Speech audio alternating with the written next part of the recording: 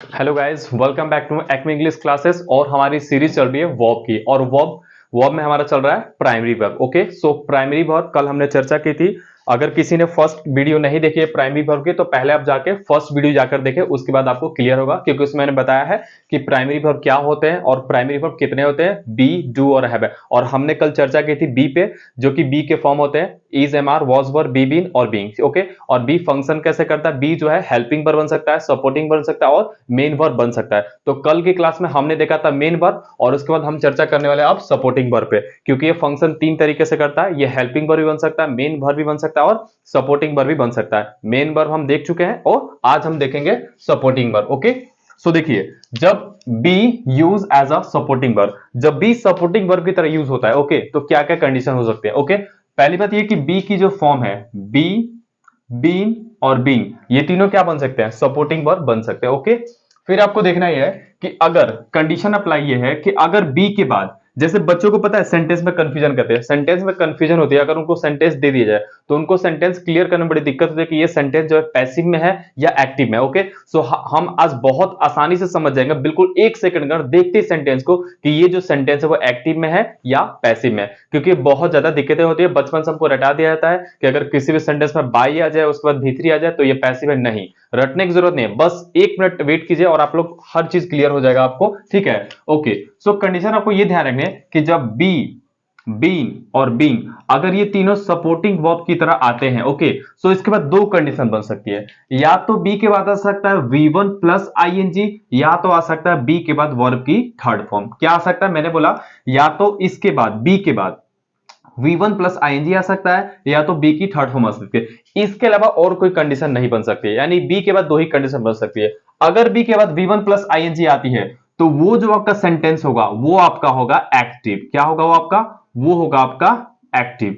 और अगर बी के बाद अगर वर्ब की थर्ड फॉर्म आती है तो वो जो आपका सेंटेंस होगा वो होगा आपका पैसिव। ओके, अभी एग्जाम्पल के द्वारा एकदम हड़बड़ाने की जरूरत नहीं है, एग्जाम्पल के द्वारा हम समझेंगे। लेकिन फिलहाल मैं एक बात बताना चाहूंगा कि सिंपल सा बात आपको ध्यान रखना है कि जब be use as a supporting verb तो बी के बाद दो कंडीशन बन सकती है। अगर बी के बाद V1 प्लस आईएनजी आता है तो वो सेंटेंस आपका होगा एक्टिव, और बी के बाद अगर वर्ब की थर्ड फॉर्म आती है तो वो सेंटेंस होगा आपका पैसिव। ओके, अब एग्जाम्पल के द्वारा हम समझने की कोशिश करते हैं। जैसे यहां पे दिया है एग्जाम्पल नंबर 1। ओके, और जिन बच्चों को ये डाउट आ रहा हो कि सर ये सपोर्टिंग वर्ब क्या होता है, तो वो वीडियो को भी स्किप कर सकते हैं। पहले आप जाके मेरे प्रीवियस ईयर में जाके देख सकते हैं, प्रीवियस वीडियो में, कि सपोर्टिंग वर्ब क्या होता है, मेन वर्ब क्या होता है और हेल्पिंग वर्ब क्या होता है, उसमें मैंने इन डिटेल चर्चा कर रखा है। ओके, सो आज हम देखते हैं इस वीडियो में।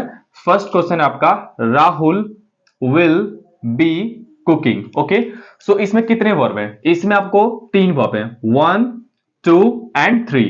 तो अगर तीन वर्ब होते हैं किसी भी सेंटेंस में, तो पहला वाला जो वर्ब होता है वो होता है आपका हेल्पिंग वर्ब, और जो दूसरा होता है वो होता है आपका सपोर्टिंग वर्ब, और जो तीसरा होता है वो होता है आपका मेन वर्ब। ओके, लेकिन हमको अभी इस चीज पे हम ज्यादा चर्चा नहीं करेंगे क्योंकि ये चीज हम ऑलरेडी पढ़ चुके हैं। ओके, हमको आज चर्चा करना है कि हम कैसे पहचाने कि कौन सा सेंटेंस एक्टिव है और कौन सा सेंटेंस पैसिव है। ओके, सो अब देखिए, हमने पकड़ा यहाँ पे बी को, और हम देखेंगे कि बी के बाद क्या है। बी के बाद ये देखिए आपको आईएनजी आया है कि नहीं आया, तो ये आपका V1 प्लस आईएनजी हुआ, यानी कि B plus V1 plus ING. तो ये जो सेंटेंस वो आपका एक्टिव होगा कि पैसिव होगा, ऑफ कोर्स एक्टिव होगा, क्योंकि अभी हमने तो देखा कि अगर बी के बाद V1 प्लस आईएनजी आता है तो वो सेंटेंस हमारा क्या होगा, एक्टिव होगा। ओके, एग्जांपल नंबर 2 हम पढ़ते हैं, Rahul will be eating breakfast. इसमें भी तीन वर्ब है, 1, 2, 3।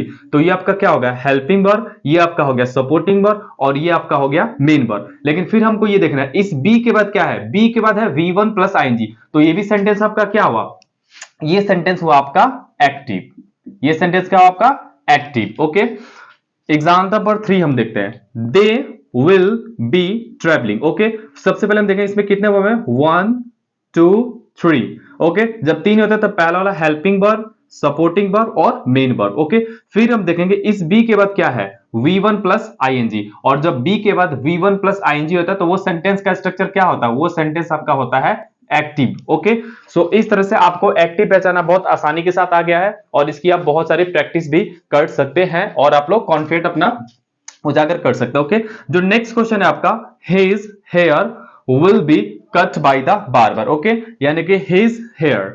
अब इसमें सबसे पहले आपको देखना है कि वर्ब कितने हैं, 1, 2, 3। ओके, अब ये आपका कट है, कट का मतलब होता है काटना, और कट की जो तीनों फॉर्म होती है वो तीनों फॉर्म आपकी होती है सेम। ओके, सो देखिए कट, कट एंड कट, यानी कट की तीनों फॉर्म सेम होती है। तो यानी ये बी के बाद ये वर्ब की कौन सी फॉर्म है, ये वर्ब की थर्ड फॉर्म है। और याद कीजिए अभी मैंने बताया कि अगर be use as a supporting verb और उसके बाद अगर वर्ब की थर्ड फॉर्म आती है, यानी बी के बाद अगर वर्ब की थर्ड फॉर्म आती है, तो वो सेंटेंस आपका एक्टिव होगा कि पैसिव होगा, तो वो सेंटेंस आपका होगा पैसिव। ओके, सो इसमें क्या है, ये सेंटेंस आपका ये है passive.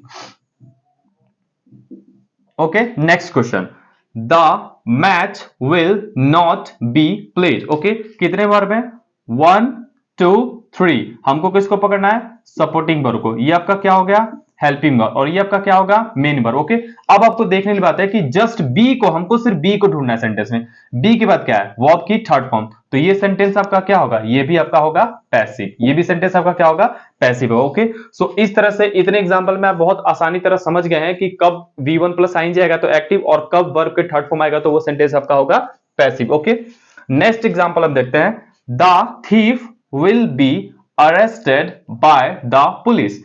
1 2 3, helping verb, supporting verb, main verb, be के बाद क्या है, वर्ब की थर्ड फॉर्म, तो ये सेंटेंस आपका क्या होगा, पैसिव होगा। ओके, सो अभी आप समझ गए कि बी के बाद दो कंडीशन बनी है, जब बी के बाद V1 प्लस आएंगी तो एक्टिव, और इसी बी के बाद अगर वर्ब की थर्ड फॉर्म है तो आपका क्या होगा, पैसिव होगा। तो मुझे लगता है बी आपका क्लियर हो चुका है कि बी के बाद दो कंडीशन बनती है, अगर बी के बाद V1 प्लस आईएनजी आता है तो वो सेंटेंस आपका होगा एक्टिव, और अगर बी के बाद वर्ब की थर्ड फॉर्म आती है तो वो आपका सेंटेंस होगा पैसिव। ओके, अब हम चर्चा करते हैं बीन पे। ओके, अब देखिए जैसे next example number 7, you have been running. Okay, so 1 2 3, यहां पे तीन वर्ब है। सो पहला आपका क्या होगा, हेल्पिंग वर्ब, दूसरा आपका होगा सपोर्टिंग वर्ब, तीसरा आपका होगा मेन वर्ब। फिर वही बात, हमको बी को पकड़ना है कि बी के बाद क्या है, V1 प्लस आईएनजी।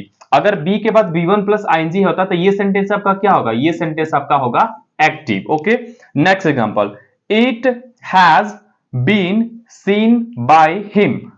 1 2 3, इसमें तीन वर्ब है, तो पहला क्या होगा आपका, हेल्पिंग वर्ब, सपोर्टिंग वर्ब, और ये आपका मेन वर्ब। फिर अगेन हमको बी को पकड़ना है कि बी के बाद क्या है, वर्ब की थर्ड फॉर्म, तो ये सेंटेंस आपका क्या होगा, ये सेंटेंस होगा आपका passive voice. Okay, next example, this book has been red.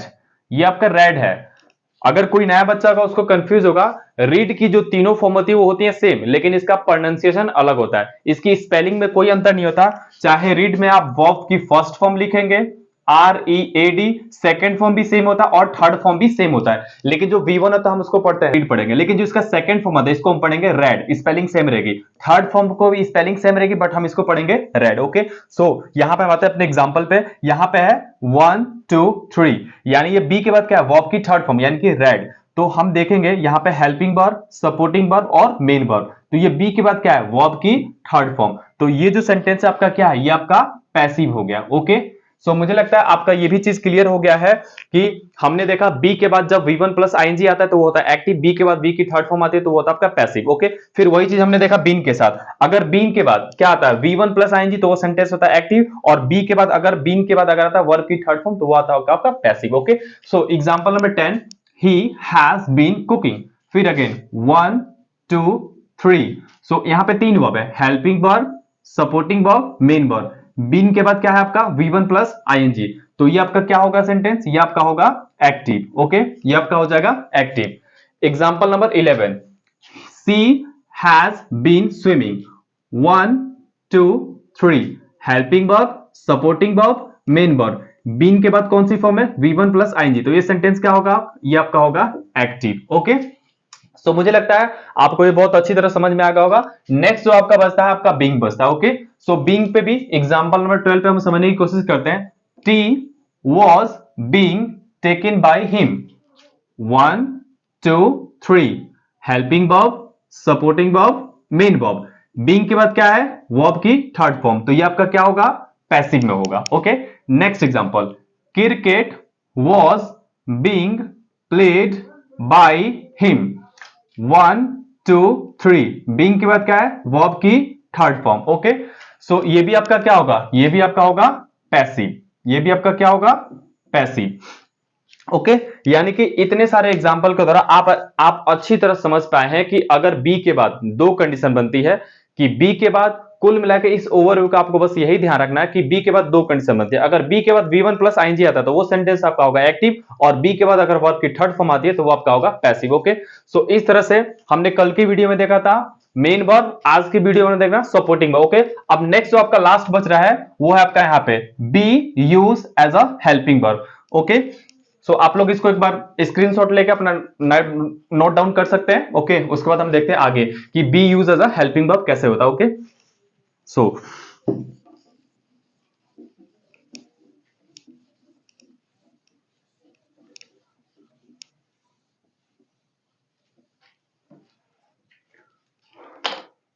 Okay so यहां पे है be use as a helping verb. Okay अगर जिन बच्चों को कंफ्यूजन है कि be use as a helping verb, तो देखिए हेल्पिंग वर्ब में क्या क्या आता है, is, am, are, was and word.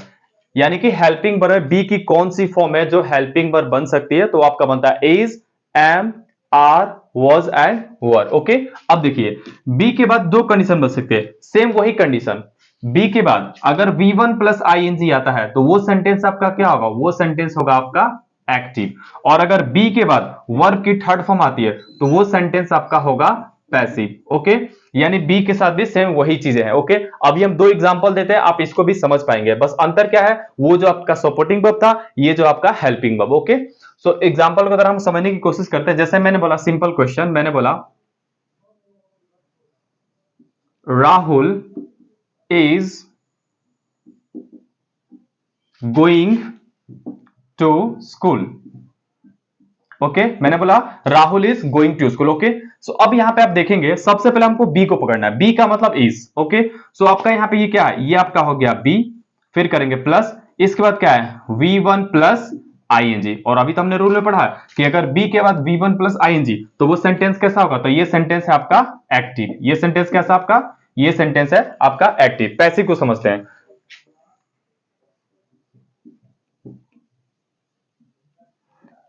A book is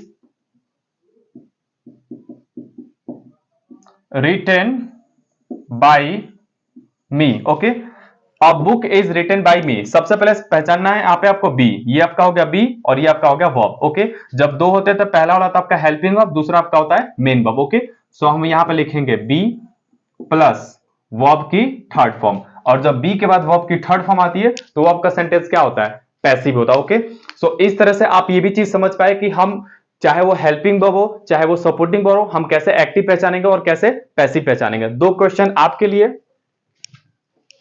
आप इसको नोट डाउन कर लीजिए।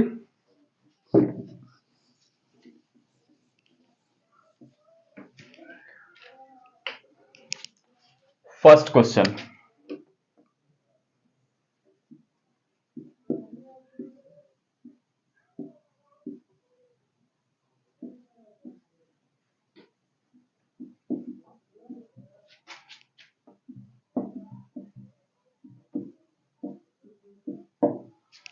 Children are going to school, इसमें आपको बताना है कि ये जो सेंटेंस है ये आपका एक्टिव में है या पैसिव में, ये आपके लिए, इसमें मैं आपकी कोई हेल्प नहीं करूंगा। Okay next example,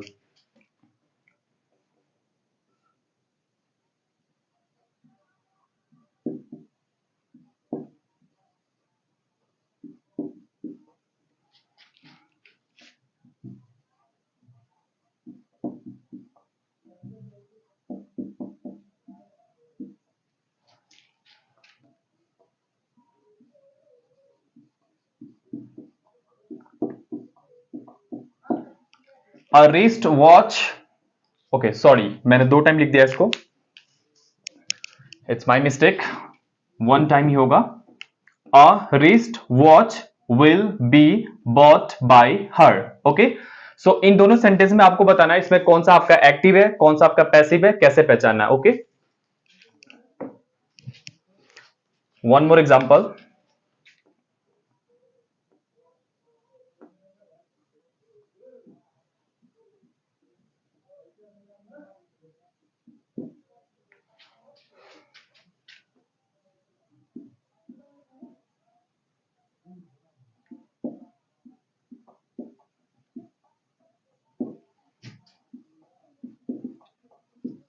the plants were watered by him. Okay, इन तीनों एग्जांपल को आप खुद से सर्वाइव करेंगे, खुद से पता करेंगे इसमें कौन सा एक्टिव है और कौन सा पैसिव है। ओके, उसके बाद मैं आपको बताता हूं। Okay, just pause the video और आप इसको सॉल्व कर सकते हैं। ओके, अब हम देखते हैं जो फर्स्ट एग्जांपल है, children are going to school. इसमें कितने वर्ब है? 1 2, और जब दो होते हैं तो एक आपका होता है हेल्पिंग वर्ब, दूसरा आपका क्या होता है?